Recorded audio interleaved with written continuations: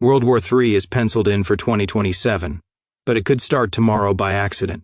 Maybe a fishing boat gets lost, maybe a missile lands where it shouldn't, or maybe someone decides they don't like the way a map is drawn. The spark is Taiwan, the island everyone forgot about until it became the world's hottest flashpoint. Xi Jinping wants his army ready to invade even if it blows up in his face. After all, when you're restoring order, what's a little global chaos?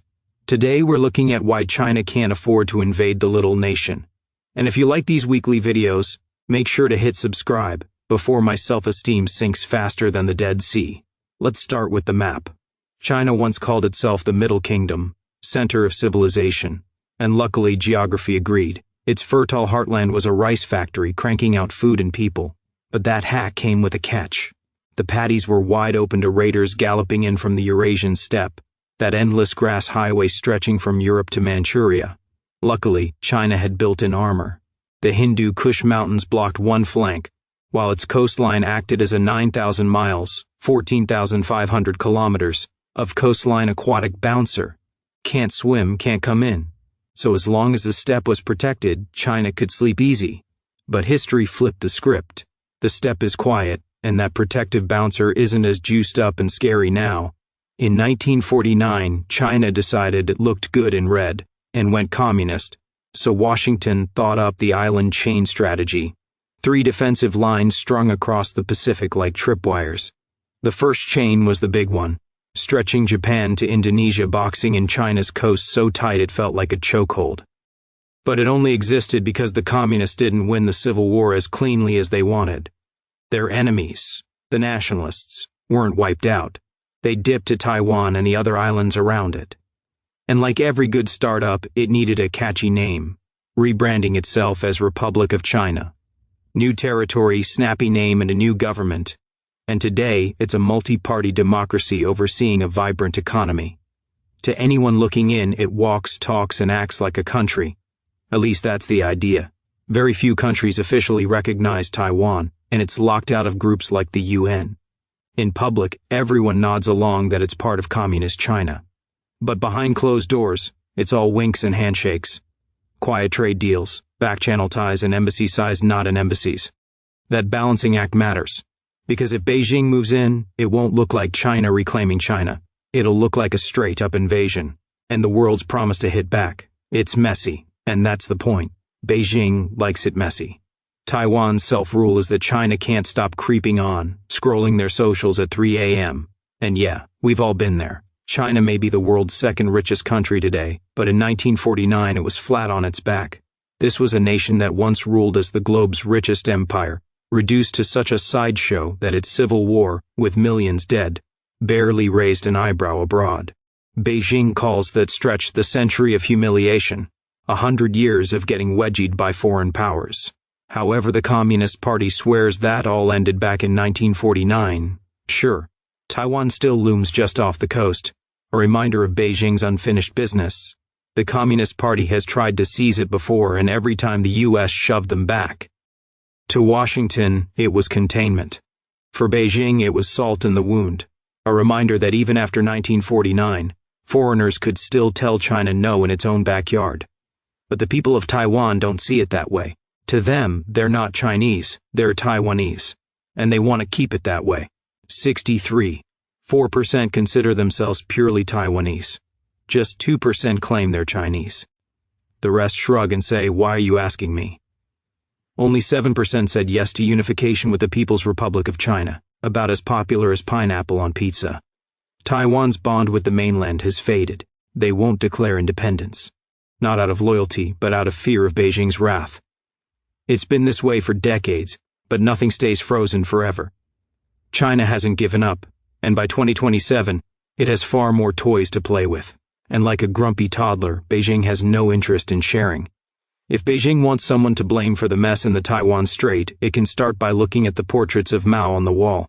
He promised the glory of communism. What he delivered was more deadly to China than the entire century of humiliation. 45 million people died in the Great Leap Forward. Millions more died in Mao's Cultural Revolution. No one really knows how many.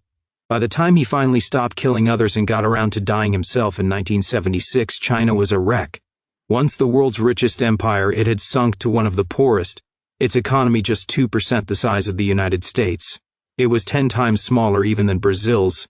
It was hardly the kind of power that could pull off an amphibious invasion against an island backed by the West.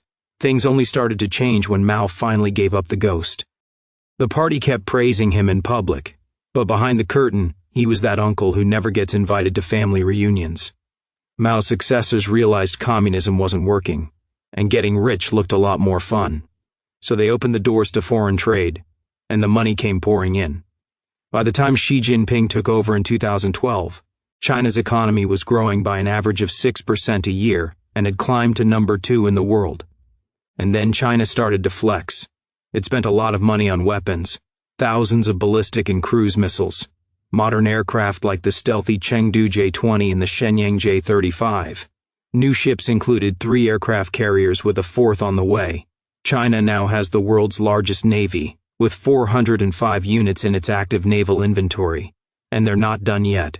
2 brand new nuclear submarine models are coming soon. And that's just the highlight reel.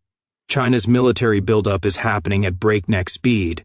This isn't a force built to guard the homeland, it's built to throw weight around. When U.S. Speaker Nancy Pelosi visited Taiwan, Beijing lost it. From August 4th and 10th, China fired off live drills and even rehearsed a blockade. The message was crystal clear. China's not the same military America stared down in past Taiwan Strait crises. 2 carrier groups showing up won't make Beijing blink anymore. That's exactly what Washington did during the 3rd Taiwan Strait crisis between 1995 and 1996. Taiwan was in transition. In a sign of its maturity as an independent country in all but name, it was moving away from the dictatorship that Chiang Kai-shek created and holding its first democratic presidential election. And China responded like any level-headed nation. They launched a bunch of missiles. America sent in the ships. China backed down. Americans forgot. But China didn't. And today, the missiles coming from the mainland are deadlier. A breakneck economic revival and a swelling military bring new temptations. Get money, you want to spend it. Spend it on weapons, you start wanting to use them. Chinese nationalism isn't just rising, it's everywhere. Companies stop pretending to be local abroad and double down on being loudly, proudly Chinese. Patriotic movies like the Wolf Warrior franchise and the Battle at Lake Kangjin have been smash hits at the Chinese box office, raking in billions. Meanwhile, Wolf Warrior-style diplomats do the same act on the world stage, picking fights with whoever listens. And back in the classroom, Beijing's even rolling out masculinity training to toughen up boys under a policy called Proposal to prevent the feminization of male adolescence. Next thing you know, they'll be handing out Andrew Tate podcasts as homework. China today carries itself with a swagger, just like 1980s America with its larger-than-life, action heroes, and sense of renewed confidence. But there is a difference. All that patriotic fervor points in one direction. An island just 87 miles, 140 kilometers off the coast.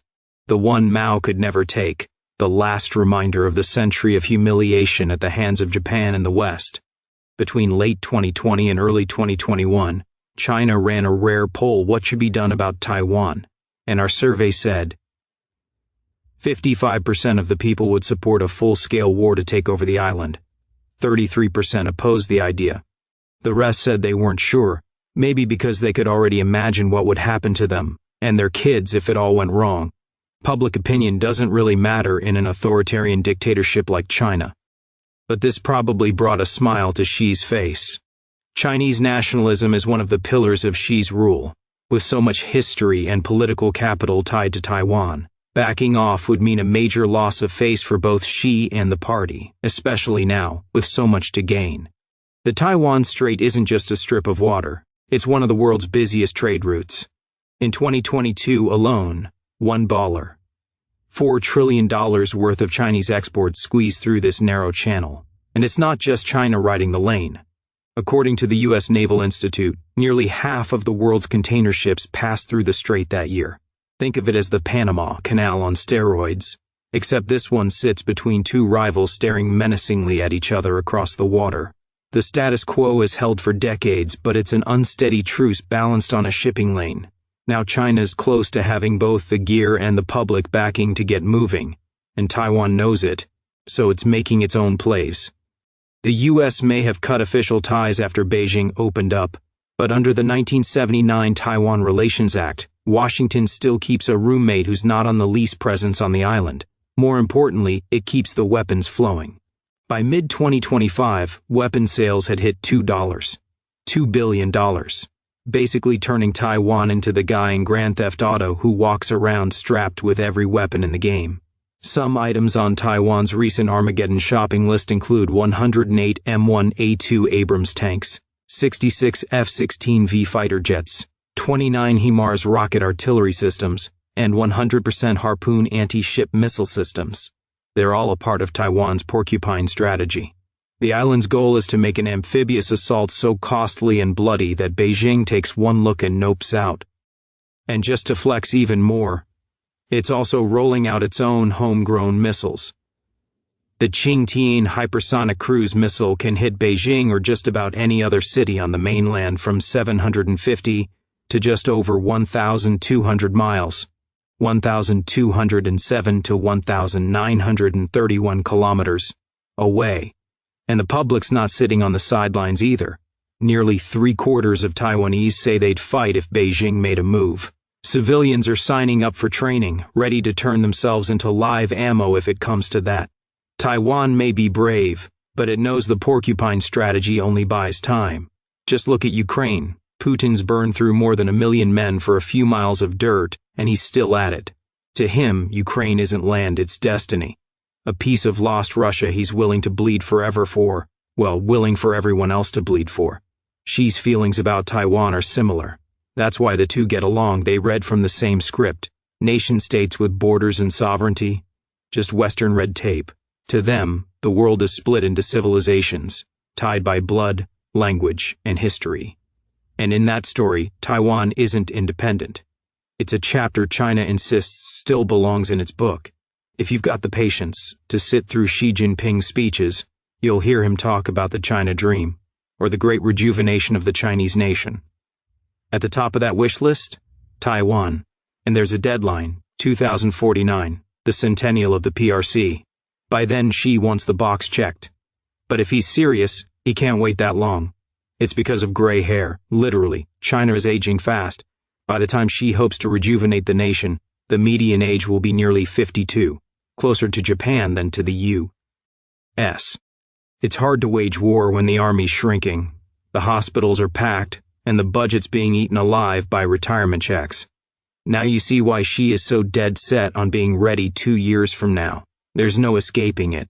If he's going to do it, Xi has to do it soon, realistically within the next 10 years. If Xi, or his successor, waits too long, the moment's gone. This is China's high watermark, fueled by its boom years and a still massive population. Delay, and the tide goes out, leaving Beijing weaker, older, and past its best chance to rewrite the map by force. But even if Beijing gives the green light, victory's no sure thing. It would be the biggest gamble the Communist Party has ever rolled. Amphibious invasions are the riskiest play in war. Even with surprise, they're a nightmare. And Xi wouldn't have the element of surprise. The buildup would be visible months ahead, just like Putin's fake drills before Ukraine. Kyiv saw it coming, dug in, and wrecked Moscow's blitzkrieg. Now it's 3.5 years and 1 million bodies later. And Putin had it easy. He didn't need to haul his army across a stretch of water first. Sanctions on China would be locked and loaded before the first boats even left port. But sanctioning China isn't sanctioning Russia. If the U.S. and its allies pull the trigger, they'd better be prepared for a lot of pain, because it's coming their way too. China's economy clocks in at $17, $8 trillion, about 17% of the world's GDP. Ever since Deng opened up the doors, it's turned into the planet's workshop. China's buried deep in global supply chains, and cutting it loose won't be clean. We already got a taste of that during the pandemic, when Beijing hinted it could cut off medical supplies if countries asked the wrong questions. And it's not just masks and gloves. Pretty much everything runs through China. 8 out of 10 iPhones are built there. Android user? Don't celebrate yet. Samsung bailed in 2019. But your phone, your TV, your laptop, they all rely on the things China controls. Put it all together. China's massive economy, its role as the world's factory, and its grip on global tech. And the bigger picture comes into focus. At the center of it all are rare earths, 17 metallic elements the modern life can't run without. The name's a little misleading, though. Rare earths aren't that rare. But guess who's sitting on the stash? In 2023, China churned out about 70% of the world's rare earths and handled 90% of the processing on top of that. The Atlantic Council estimates that sanctions on Chinese banks, like the ones slapped on Russia, would rip $3 trillion out of the global economy. That's the size of the entire UK economy, gone overnight. And that's not the half of it. China's a trade giant, but Taiwan runs the chip game. It makes 55% of the world's semiconductors and 92% of the cutting-edge ones. That adds up to 35% of the world's cars and 70% of its smartphones, rolling off Taiwan's production lines in one way or another. And it doesn't stop there. Those chips power your fridge, your TV, even your washing machine. Take Taiwan out of the picture and suddenly you're hand-washing your sweaty gym clothes in the sink. The US and its allies are scrambling to shore up supply chains, but there's only so much they can do. Taiwan insists on keeping most chip production at home, not just for profit, but to guarantee America has skin in the game. Beijing hopes that won't hold if it invades. Washington doesn't officially recognize Taipei, and there's no NATO in the Pacific. But one thing's certain, sanctions would hit like a hammer. Sanctions would crush China first. A RAND study back in 2016 estimated that a year-long war in East Asia could chop 25 to 35% off China's GDP. And the US wouldn't escape either, down 5 to 10%. And that was before the AI boom. Since then, America's pulled chunks of its supply chain out of China, but it's also handcuffed itself to advanced chips. Beijing's heading down the same road, which means it's just as exposed. Still, maybe China's gambling the US won't put boots on the ground, just bankers with sanctions. Officially, the US plays coy with Taiwan under its policy of strategic ambiguity. It won't say if it would defend the island or not. Even Ukraine had more of a promise with the 1994 Budapest Memorandum when it gave up nukes for security guarantees. And we all know how that story ended. So if China invaded, it would have to get the job done quickly, and there's a chance it might. Although the Taiwan Strait makes that tricky, China also has a geographical advantage. The United States military is spread all around the world. China's military, it's localized. It can throw everything it has at Taiwan. And it didn't build that mountain of ships and missiles for show. The closer you get to China, the greater the number and accuracy of the missiles. Every U.S. base in the Western Pacific is within range. Even Guam, nearly 3,000 miles, 4,828 kilometers away, is a bullseye. Missile defenses would swat some down, but some would get through. What geography gives with one hand, it takes with the other. Washington knows the missile threat, and it has plans to make China pay in a longer war. Xi thought he had a fix. Enter the Belt and Road Initiative, Brie. It was a $1 trillion gamble that's aged like spoiled milk. The idea was simple. Buy influence by pouring money into infrastructure in key countries, and in the process build alternate trade routes. The crown jewel was the China-Pakistan Economic Corridor, CPEC, a shortcut around China's weak spots.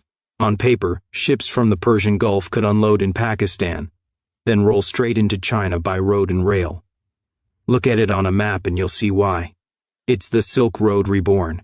Except it never happened. The old routes from the 1400s are still the ones that matter, and Beijing's $1 trillion shortcut went nowhere, which leaves China boxed in behind choke points the U.S. Navy can camp on. The Miyako Strait, the Luzon Strait by the Philippines and Taiwan, and the Strait of Malacca. At its narrowest, only 24 miles, 38 kilometers. That's a nightmare for the world's hungriest energy user. China burns a quarter of global energy and 15% of the world's crude. Its own reserves? A kiddie pool when it needs an Olympic stadium. Since 1993, it's had to import the rest, and 80% of that oil squeezes through Malacca. And here's where Taiwan comes in. It locks down the first island chain. Whoever controls Taiwan decides if China's navy stays bottled up on its coast, or breaks free into the Pacific. And it's not just oil. 2/3 of all Chinese trade sails through the same narrow gap. The U.S. Navy knows it. If Beijing ever sent ships toward Taiwan, American carriers wouldn't just head there.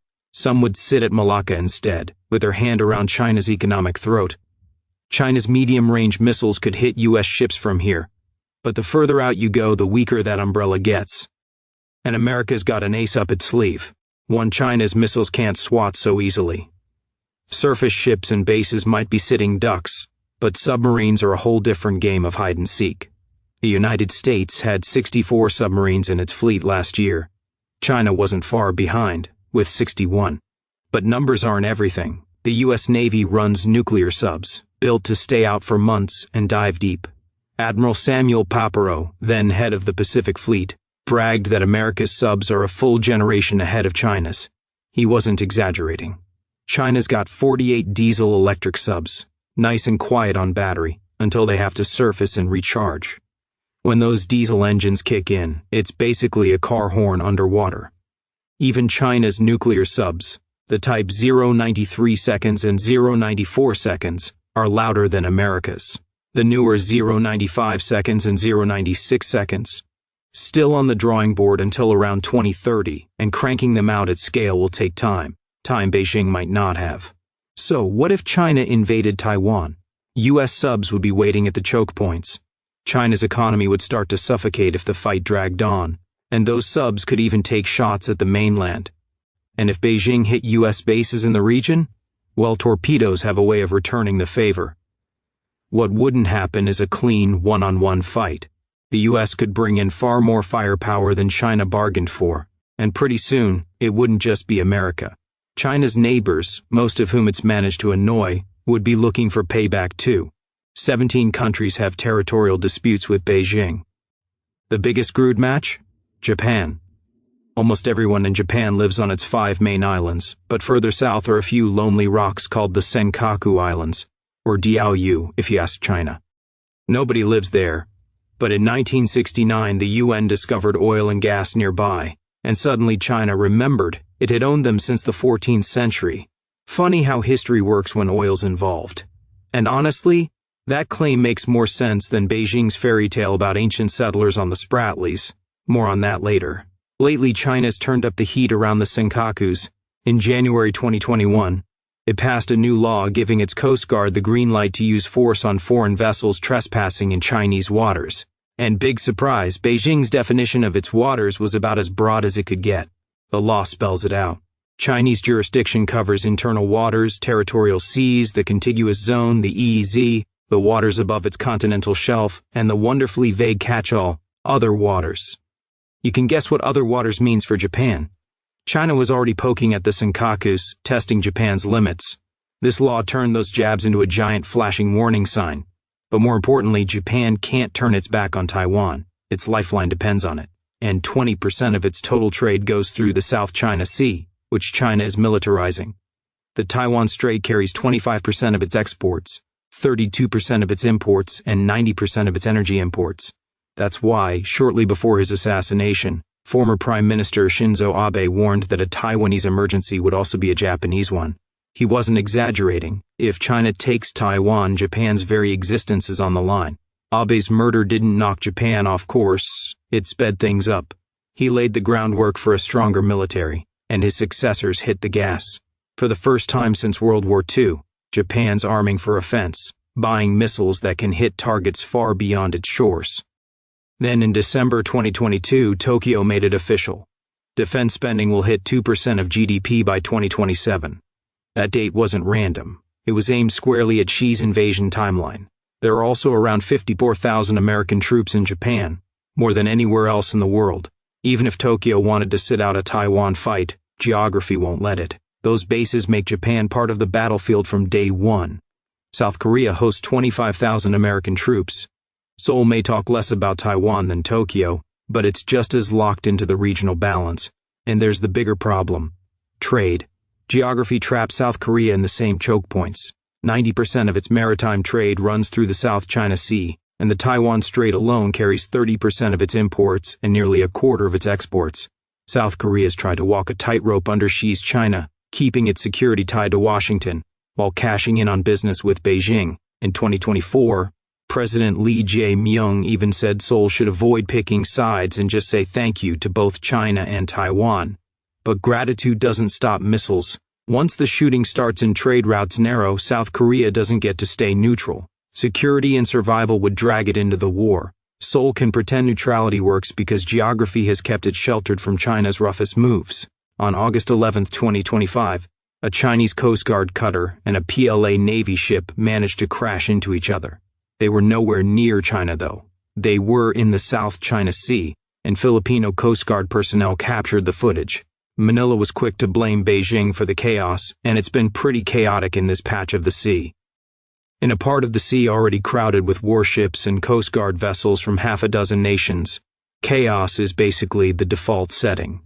China lays claim to almost the entire South China Sea with its infamous 9-dash line. The Philippines dragged it to court in The Hague in 2016 and won. Judges tossed China's claims out as illegal. That didn't stop Beijing. She was pretty much try and stop me. China's feud with the Philippines only got nastier from there. Ship confrontations have spiked in recent years. The two Chinese vessels colliding was just comic relief. Usually it's Filipino ships that get crushed. If they're not being rammed, they're being blasted by Chinese water cannons, leaving Coast Guard crews and fishermen soaked, battered, and humiliated. The Philippines has done the only thing it can, lean harder on its old ally, the United States. U.S. bases once sprawled across the country, then shrank after the Cold War. But China's island building brought them back. Now there are 9 American bases on Philippine soil. Look at where the bases are. 5 sit in the north, practically pointing like loaded pistols at the Taiwan Strait. 2 more, Palawan and Antonio Bautista Air Base, face the Spratlys, perfect platforms to choke off China's shipping lanes. Geography has made the Philippines a tripwire, and Washington's set it tight. The Philippines isn't just hosting bases, it's bulking up too. Its military buildup is aimed squarely at China's expansion, and the training has been cranked up to 11. In May and June 2025, Filipino troops drilled side by side with Americans, Japanese, South Koreans, and even the British. What were they doing? One of the tasks involved testing the NMESIS ship-killing missile launcher. Where were they? The Batanes Islands. The northernmost, Mavulis, sits just 88 miles, 142 kilometers from Taiwan. That's closer than New York is to Philadelphia, practically next-door neighbors in strategic terms. The Philippines is building a port here too. Once it's finished, it'll be a perfect launch pad to squeeze China's trade, if Beijing pushes harder. So now the geographical picture is coming together. If China moved on Taiwan and dragged in the US and its allies, it wouldn't just face the island's defenders. It would be squeezed on 2 fronts, closing in like a vice.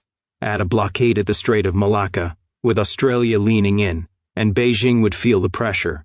Even with all its new ships and missiles, it's playing a dangerous game, one with a high chance of losing. And when the odds look that bad, that's when the desperate, dangerous moves come into play. What about nukes, you ask? On paper, China promises no first use of nukes. Sounds reassuring, until you dig deeper. Buried in an obscure document called The Science of Second Artillery Operations is the fine print, the scenarios where Beijing lowers the nuclear bar. And once you read it, that no first use pledge starts to look more like a loophole. China's playbook says nukes come into the picture if a nuclear-armed superpower starts pounding its strategic targets and Beijing has no way to fight back. That's not code for anyone else. That's code for the United States.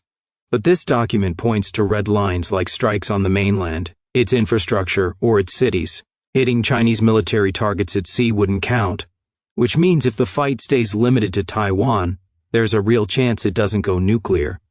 But cross that line and the world starts glowing. A welcome sigh of relief, sure, but it's short-lived. We've done the sanctions math. Now let's do the war math. What's the final number? A Bloomberg analysis found that a war for Taiwan would set the world back by $10 trillion. Only the United States and China have bigger economies than that. It's 10% of the entire global economy. So why would China risk it all? Historical claims and economic gain don't explain a gamble this big. China's rich again. Why rock the boat? Is a century-old civil war grudge really worth the bill? Taiwan sits in the middle of the first island chain, the ultimate prize. Right now, China's wealth is chained to foreign cooperation, bottled up by choke points it doesn't control. Take Taiwan and that chain breaks. Ports like Suao and Hualien might be rubble after a fight, but once rebuilt they'd hand Beijing a gateway straight into the Pacific. With Taiwan in its grip, China wouldn't just move ships, it could call the shots. The Strait, the South China Sea, the trade lifelines of Japan, South Korea, and the Philippines, all under Beijing's thumb. This wouldn't just tilt the balance, it would rewrite the map, with China at the center. What's China willing to gamble for that payoff? We're about to see. Thanks for joining me today. I hope you enjoyed the video, and if you want to see more videos like this, then please consider subscribing and turn on notifications. Really does make a difference. Thanks again, and I'll see you next time on Map Pack.